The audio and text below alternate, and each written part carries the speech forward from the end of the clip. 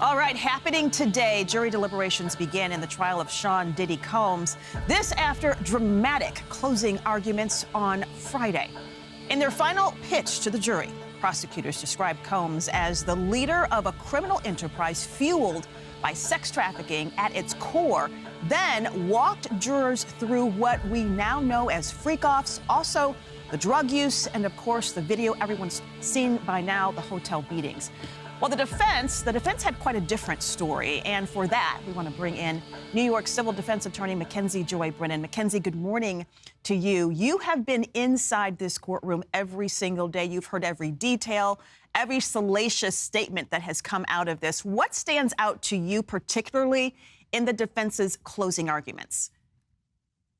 Boy, it was very strange to hear the defense call the romance between Diddy and Cassie a, quote, love story for the ages, especially when we've all seen the video of him beating her in a hotel.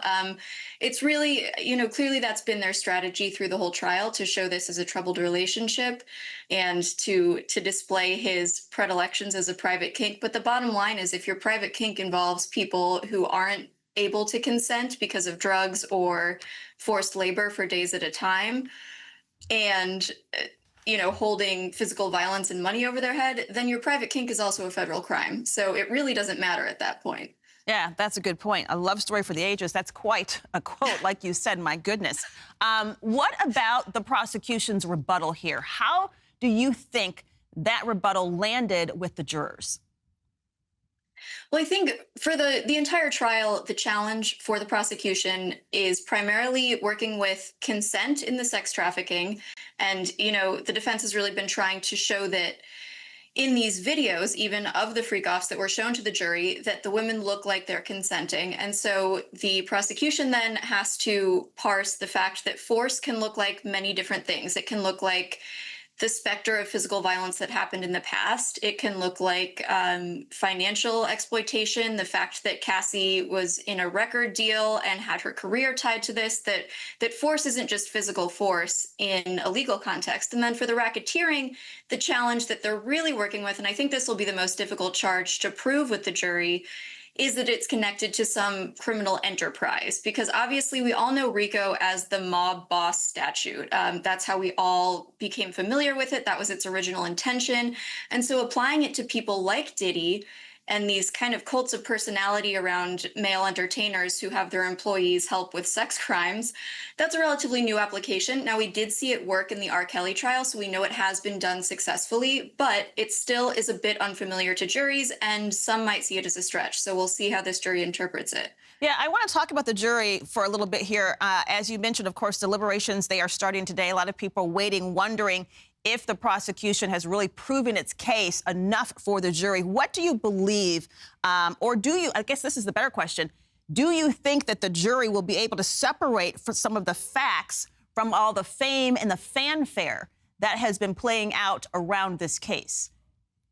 Boy, that's a great question, and I feel like it almost stands separately. And it really is going to depend on how connected these jury members are to that world outside, because in this trial, they've really been on their own honor to stay disconnected from things like social media, news programs. But honestly, when they walk into court, they see protesters. I see protesters. You even see it in the overflow room. People have been kicked out of the overflow room for advocating for Diddy. So that honestly could cut either way. I think if I were a jury member, that would really irritate me. So it could be a negative for the defense, or it could be a positive, that this is a very famous man and he has a coterie of fans. Almost everything that you hear on social media, the loudest is from Diddy fans saying that these are just women going after a money grab. So, I mean, one can only hope that these jurors were selected because they're not susceptible to that. But obviously, we saw a juror removed just 2 weeks ago because there were potential questions about him answering in ways that might have gotten him on a jury when he otherwise was not eligible. I'm curious, with you being in the courtroom, you were probably one of the few people who had the opportunity to sit and listen to all these details. Do you think, or have you observed perhaps people's perception of this case, or the perception of a lot of the things surrounding this case? Have you observed that that has changed from the beginning of the trial to where we are today? I'd say that I don't know that it's changed holistically. Like, I don't know where everybody landed, but I did see some frustration from the jurors with the cross examinations of some of the victim witnesses, and in a way that made me think that they were potentially sympathetic with the defense, that they were sharing this questioning that the defense was bringing up of the credibility of some of the witnesses.